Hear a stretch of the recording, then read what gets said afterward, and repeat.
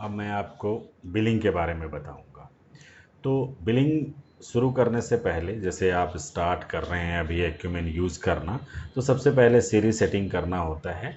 Series setting क्या होता है? बेसिकली जो भी आप बिल सेव करते हैं, जो भी आप बिल एक्यूमेन में बनाते हैं, तो उसका एक नंबर जनरेट होता है, बिल नंबर। तो बिल नंबर के पहले कुछ प्रीफिक्स होता है, कुछ पैटर्न टाइप का बनाते हैं। जैसे कि इन्होंने ये बना रखा है कि इनका जो बिल जनरेट होगा वो इस फॉर्मेट में जनरेट होगा, GST/1718/00 समथिंग, ऐसा करके बना रखा है। तो आप यहाँ पे उस तरीके से बना सकते हैं। जो भी एक बार सेटिंग करनी है पूरे फाइनेंशियल ईयर में, आप एक बार यहाँ पे सेट कर देते हैं, उसके बाद फिर आप बिलिंग कर सकते हैं। तो अब हम आते हैं बिलिंग वाले स्क्रीन पे। बिलिंग करना बिल्कुल आसान है। यहाँ पे बिलिंग स्क्रीन पे आप जाइए, जस्ट आपको सेलेक्ट करना है डीलर। डबल क्लिक करते हैं यहाँ पे। डबल क्लिक करते ही ये डीलर का लिस्ट, जो भी एक्टिव डीलर आपके सिस्टम में हैं उनका लिस्ट आ जाता है। अब आपको क्या करना है कि जैसे मैंने पहले भी बताया था, इसे सेलेक्ट करना है, टाइप करना है यहाँ पे। जैसे कि आपने अमित टाइप किया, तो आपके पास अमित स्टोर है, अमित टेलीकॉम है। अब आपको किसको बिल करना है?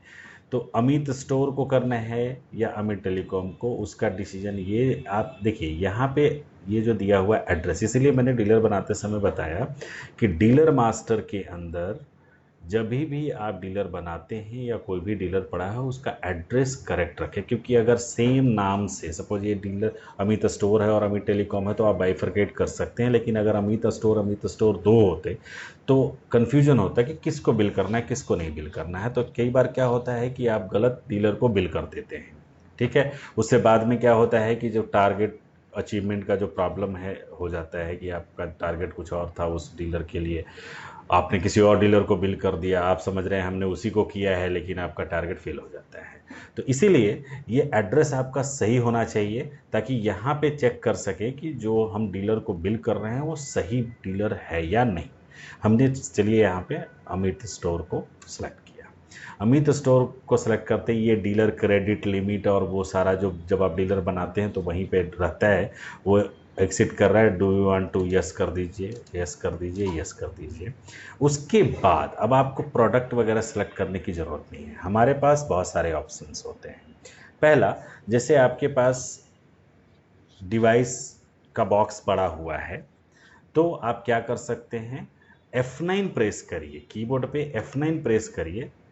सॉरी, ये F9 प्रेस करने के बाद आपका क्या होगा कि एक IMEI इंटरफेस आ जाएगा। IMEI इंटरफेस में यहाँ पे कर्सर रखते हुए आप स्कैनर से स्कैन करिए उसको, बार कोड को। यहाँ पे IMEI ऑटोमेटिकली आ जाएगा।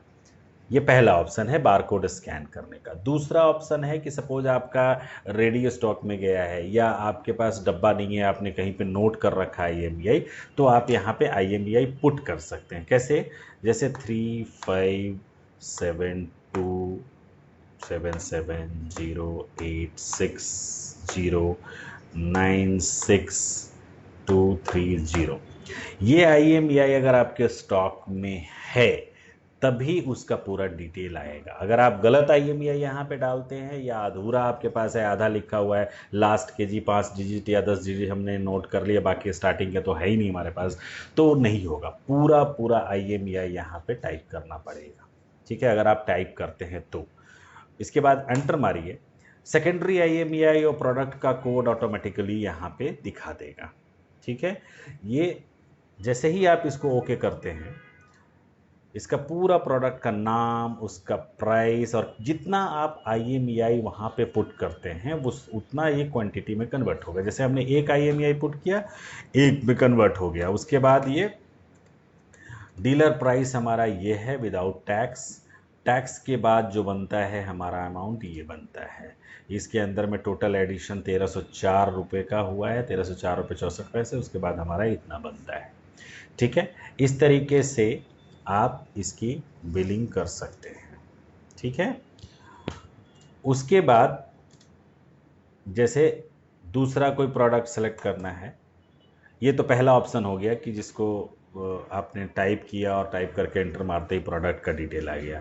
सेकंड ऑप्शन मैं आपको बताता हूँ। सेकंड ऑप्शन, आप एक्सेल में सपोज आपने IMEI मेंटेन किया हुआ है, एक्सेल के अंदर आपका IMEI मेंटेन किया हुआ है, तो उसे आप कॉपी पेस्ट भी कर सकते हैं। कैसे?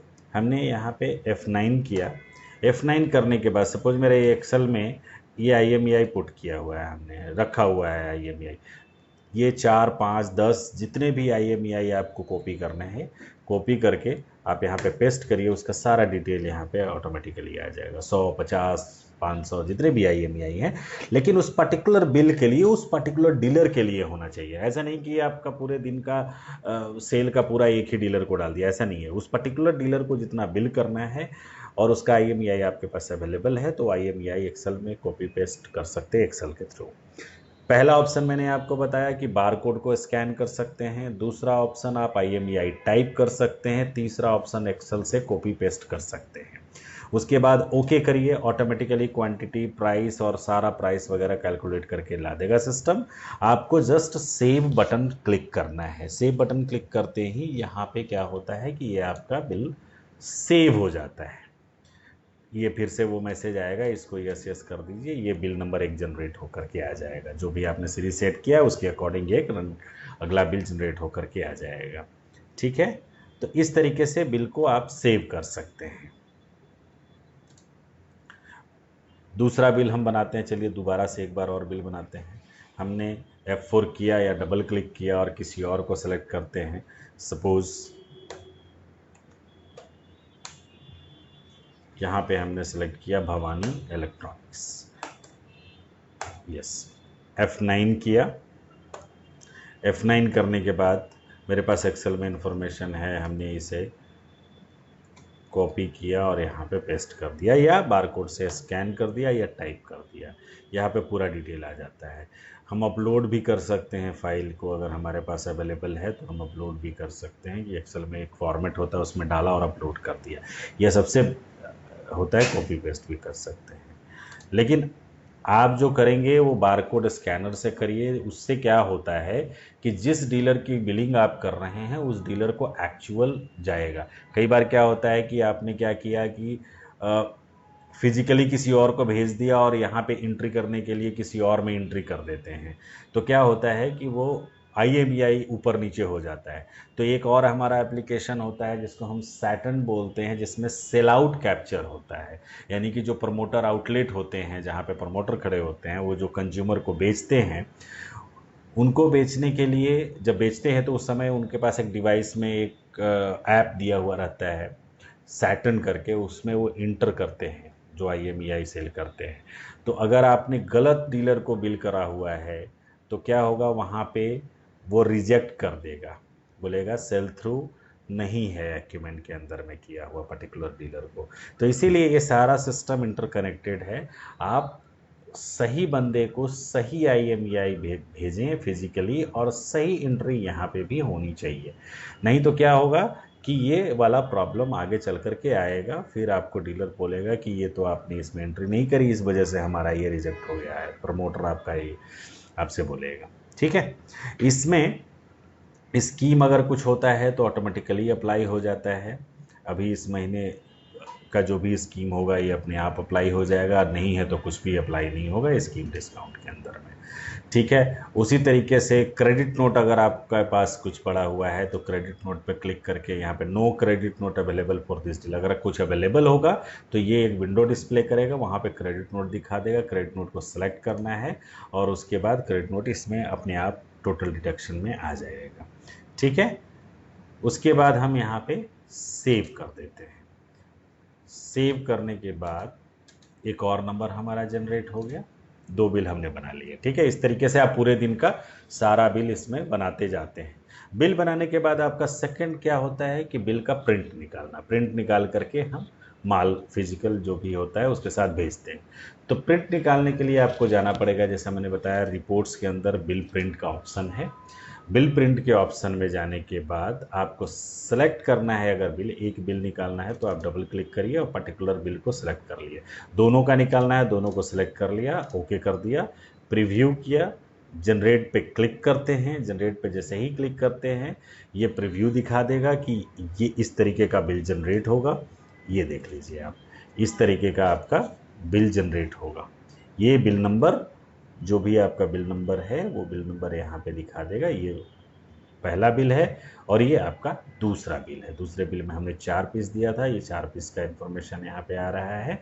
इसकी सेटिंग भी करवा सकते हैं कि हमें एक लाइन में 2 दिखने चाहिए, 3 दिखने चाहिए, वो सारा डिटेल यहाँ पे मतलब सेटिंग करवा सकते हैं। ये डिजाइन करवा सकते हैं उसके अकॉर्डिंग। उसके बाद आप प्रिंट पे यहाँ पे क्लिक कर देंगे, आपका प्रिंट निकल के आ जाएगा और प्रिंट यहाँ पे साइन करिए, फिजिकल माल के साथ आप भेज दीजिए। ये हो गया हमारा दूसरा ऑप्शन। उसके बाद जो मैंने आपको बताया था कि जैसे ही आप बिल बनाते हैं ये सीधा डायरेक्ट अपलोड नहीं होगा इस जब तक कि इसका डिलीवरी प्रोसेस नहीं करते हैं। तो दूसरा जो हमारा काम है इस बिल को कंफर्म करने के लिए वो कस्टमर मैनेजमेंट में डिलीवरी प्रोसेस है। डिलीवरी प्रोसेस पे क्लिक करना है और ये काम आप कब कर सकते हैं, या तो चाहे आप 10 बिल बनाया, डिलीवरी प्रोसेस किया, डिलीवर कर दिया, या तो शाम को इकट्ठा बैठ करके सारा का सारा यहाँ पे डिलीवरी प्रोसेस करते हैं। मैं डिलीवरी प्रोसेस पे आज जाता हूँ, ये इसमें क्या क्या ऑप्शन है मैं आपको बताता हूँ। डिलीवरी प्रोसेस में जाते हैं, डिलीवरी बॉय आप सेलेक्ट कर लीजिए। डिलीवरी बॉय आपका जो भी है सिलेक्ट हो गया। उसके बाद किस सेल्समैन का बिल डिलीवर करना है, अगर आपको एक का करना है तो एक करिए, दोनों का करना है दोनों, या 3 4 5 जितने भी सेल्समैन है सबका डिटेल आ जाएगा। राइट क्लिक करके आप सेलेक्ट ऑल भी कर सकते हैं।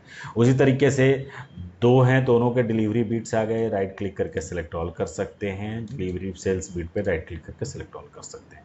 हमने जो 2 बिल अभी बनाया है उसका पूरा इन्फॉर्मेशन यहाँ पे दिखा दिया कि किस डेट में किस नंबर के साथ किस डीलर को बिल किया है। अब इसको करना क्या है, डिफ़ॉल्ट जो स्टेटस होता है वो डिलीवर्ड होता है। अगर ये डिलीवर हो गया, माल डिलीवर हो गया, डीलर ने एक्सेप्ट कर लिया, तो ये जो यहाँ पे स्टेटस है वो डिलीवर्ड ही रहेगा और उसको सेव करना है। अगर इसमें से कुछ माल रखा और कुछ माल उसने रिटर्न कर दिया तो इसको आप डबल क्लिक करिए और पार्शियल करिए। पार्शियल करने के बाद F6 करिए।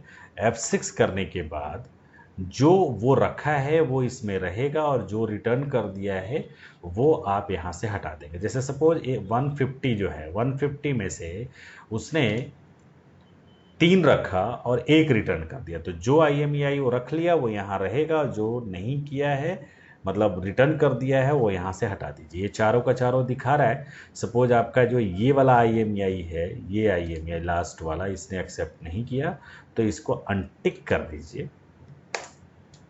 सॉरी, पहले यहाँ पे आपको क्वांटिटी पुट करनी है 3, उसके बाद आपको करना है F9। F9 करने के बाद आपको एक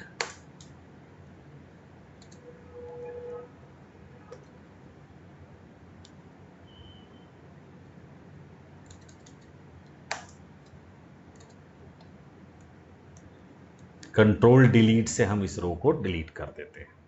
ठीक है, कंट्रोल के साथ हम डिलीट का बटन प्रेस करते हैं, वो रो हमारा हट जाएगा वहाँ से। उसके बाद हम ओके करते हैं। ये हमारा 3 पीस हो गया, सेव कर दिया। जैसे ही सेव करते हैं ये चेंज हो जाएगा बिल और यहाँ पे डिलीवरी प्रोसेस में ऑटोमेटिकली आएगा और 3 पीस का जो इन्फॉर्मेशन होगा मतलब जितना अमाउंट आएगा वो ऑटोमेटिक यहाँ पे आ जाएगा।